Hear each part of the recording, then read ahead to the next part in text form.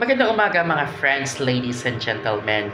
Ito ay karugtong nung una nating video tungkol sa mga additional benefits ng isang babae. So ngayon naman, ang pag-uusapan natin ay ang additional or special leave na ibinibigay sa mga kababaihan sapagkat ang mga kababaihan, ang mga ina ng ating tahanan ay pinapahalagahan ng ating lipunan. So bilang pagpapahalaga sa mga kababaihan, kayo po ay binibigyan ng ating batas ng mga additional na benefits. Ito pong benefits na binabanggit ko ay naaayon sa Republic Act 7610 o yung tinatawag na Magna Carta for Women para po sa mga kababaihang hindi pinalad na magkaroon ng magandang kalusugan sa reproductive system kapag kayo po ay merong gynecological disorder. Yun po na mga klase ng sakit sa reproductive system that includes the uterus, the fallopian tube, the ovaries, the pelvic, the cervix, and so on. Yung mga yun po na kailangan ng surgical operation. So kung kailangan kayong operahan, yung tinatawag na mga ovarectomy, mastectomy, yung mga yon, kung kailangan kayong operahan, alam nyo ba na kayo ay binibigyan ng batas ng 2 buwang with pay na leave.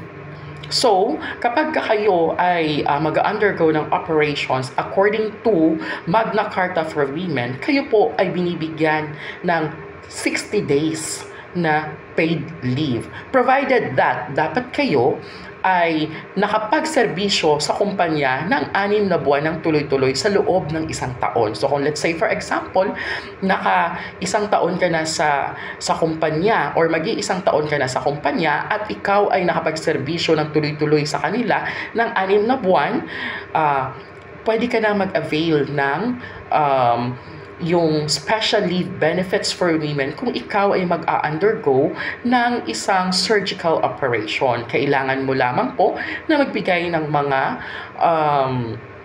proof.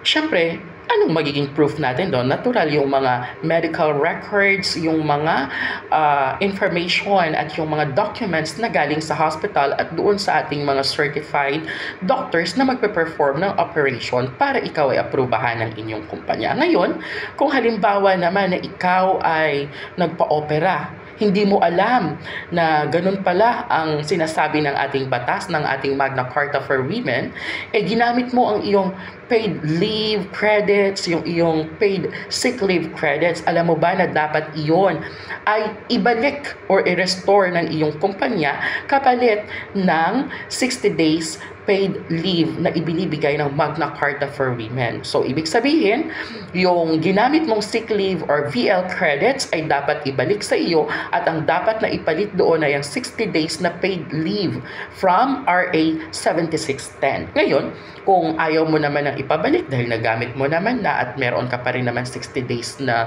leave, so sabihin na natin idagdag mo na lang yun, maaari naman ito ay bayaran na lamang ng kumpanya or i-convert to cash yung mga leave credits mo sa kumpanya. Hindi po yung 60 days na Magna Carta for Women, that is not convertible to cash.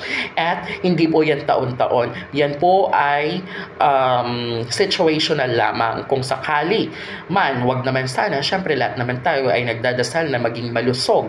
Pero kung tayo ay minalas at naranasan natin yung mga bagay na yan, tatandaan lamang po natin na ang kababaihan ay pinapahalagahan ng ating lipunan at nariyan po ang Magna Carta for Women na nagbibigay sa inyo ng karagdagang 60 days paid leave for gynecological disorder. Yan po ay nasa Section 18 ng RA 7610. Maraming salamat po, naway may natutunan tayo sa umagang ito tungkol sa additional or special paid leaves for women. Maraming salamat.